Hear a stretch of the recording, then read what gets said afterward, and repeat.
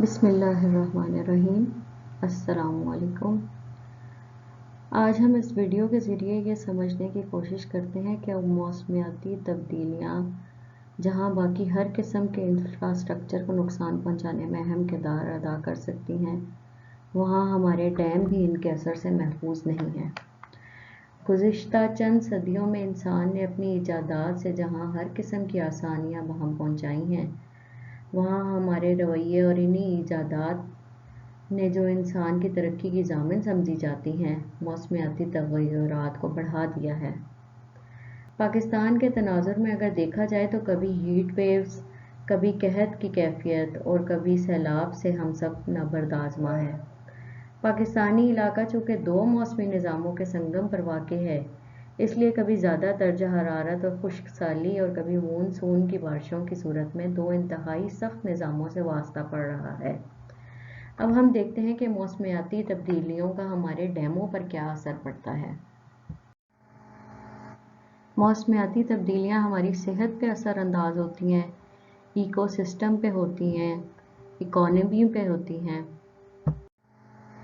इन मौसमियाती तब्दीलियों की वजह से सतह समंदर बढ़ रही है, बहुत शदीद किस्म की हीट वेव्स आ रही हैं और अभी जिस तरह सैलाबी कैफियत है और कुछ अर्सा पहले कहत साली का भी हमें सामना करना पड़ा था। रवां साल ज़्यादा बारिशों के सबब जब पाकिस्तान में सैलाब आया और मुल्क का बेशतर हिस्सा पानी में डूब गया, तो मुल्क के कई हलकों से नए डैमों की ज़रूरत पर जोर देने की बात हुई और अवाम इस पॉलिटिकली मोटिवेटेड नारे के तहत मुतालबा करने लगी कि नए डैम बनाए जाएं। जबकि दुनिया भर में यह कंट्रोवर्सी परवान चढ़ रही है कि डैम के असरात माहौल पर अच्छे नहीं पड़ते, फिर भी दुनिया में इनकी तामीर की तरफ रुझान कम नहीं हुआ और अब भी दुनिया में तकरीबन 58,700 बड़े डैम मौजूद हैं। जब भी कोई स्ट्रक्चर तामीर होता है तो उसका बनाने का कोई मकसद होता है। डैम के मेनली तीन मकासद हैं। एक वाटर सिक्योरिटी है, फिर इससे एनर्जी प्रोड्यूस की जाती है और जैसा कि हमारे यहाँ समझा जाता है कि इससे फ्लड प्रोटेक्शन की जाती है और बहुत सारे केसेस में होती भी है फ्लड प्रोटेक्शन, लेकिन आगे हम देखते हैं कि फ्लड्स के असरात क्या होते हैं डैम पे। डैमों के असरात रिवर इकोसिस्टम पे पड़ते हैं, उसकी आबी हयात पे पड़ते हैं और फ्लो और बहाव जो है पानी का और पानी की क्वालिटी पे पड़ते हैं। इसके अलावा एटमॉस्फेयर पे पड़ते हैं through green house gases. Dams को लॉन्ग लाइफ स्पैन के लिए और इनिशियल क्लाइमेट कंडीशंस को देख के डिज़ाइन किया जाता था, लेकिन फ्यूचर में रैपिड क्लाइमेट चेंजेस को भी मद्देनज़र रखना पड़ेगा। क्लाइमेट चेंजेस की वजह से दो तरह के असरात हो सकते हैं डैम्स पे। एक ये फ़्लो इंक्रीज़ हो जाए और दूसरा ये हो सकता है कि फ़्लो डिक्रीज़ हो जाए। तो पहले हम देख लेते हैं कि इंक्रीज़ इन फ़्लो हो तो क्या होता है। एक तो सेडिमेंटेशन बढ़ जाती है, इरोजन बढ़ जाती है और जिसकी वजह से डैम का लाइफ स्पैन कम हो जाएगा। फ्लड रिस्क ज़्यादा हो जाता है और डैम फेलियर के चांसेस भी बढ़ जाते हैं।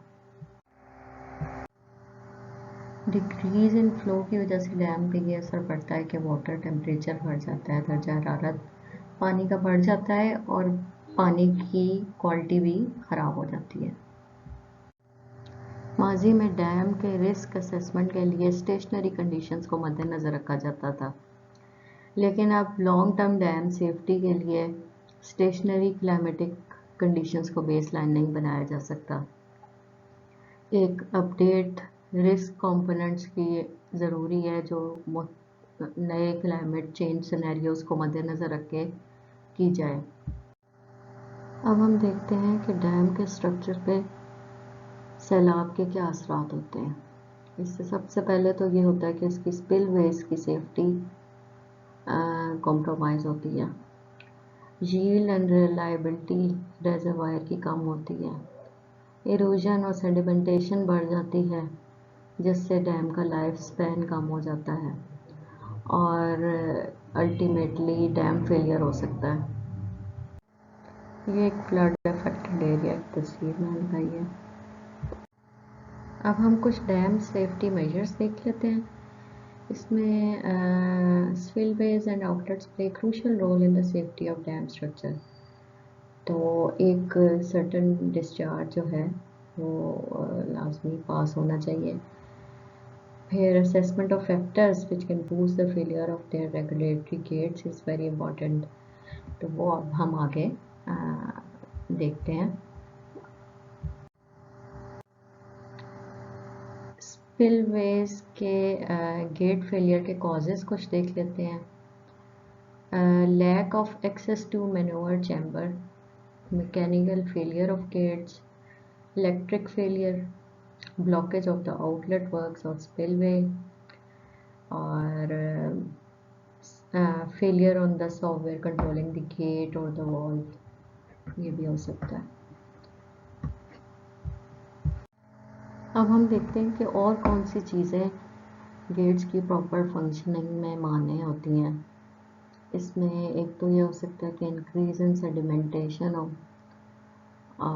जिसकी वजह से एब्रेशन और एरोजन जो है गेट्स पे या उसके मैकेनिकल इक्विपमेंट्स पे या स्पिलवेज पे बढ़ जाती है, या फिर मोर बिगर एंड सस्पेंडेड मटेरियल हो, उससे भी गेट की मैनेजमेंट मुश्किल होती है। या फिर एक और हो सकता है कि चेंजेस इन टेम्परेचर हो। Slope stability near dam site is very important. अगर ऐसा कोई स्लोप का फेलियर हो जाए तो उसकी वजह से डैम फेलियर हो सकता है। वीडियो बनाने का मकसद ये था कि लोगों को आगाही फराहम की जाए कि डैम सिर्फ सैलाब रोकने में मदद नहीं देते, बल्कि बाज़ दफ़ा सैलाब की वजह से इनको नुकसान भी पहुंचता है। माजी में ऐसे बहुत से डैम फेलियर्स की मिसालें हमें मिलती हैं। पसनी बलूचिस्तान में एक डैम 2005 में ज़्यादा बारिशों की वजह से फेल हुआ, और रवां साल के सैलाब की वजह से तकरीबन 10 डैम जुलाई के महीने तक फेल हो चुके थे, और सोशल मीडिया पर जिनकी तादाद 10 से कहीं ज़्यादा बताई जाती है। बड़े डैमों की तामीर में 10 से 20 साल तक का अरसा लग जाता है, जबकि क्लाइमेट चेंज का भूत हमारे सरों पर मंडला रहा है। इसलिए ज़रूरत इस अमर की है कि हम डैम्स को ही सैलाब रोकने का वाहिद बड़ा ज़रिया ना समझ लें। उम्मीद है कि आपको वीडियो पसंद आई होगी। कमेंट करके अपने ख्यालात का इजहार कीजिए। पसंद आई है तो लाइक कीजिए, और इस तरह की मज़ीद वीडियोज़ के लिए चैनल को सब्सक्राइब कीजिए। शुक्रिया।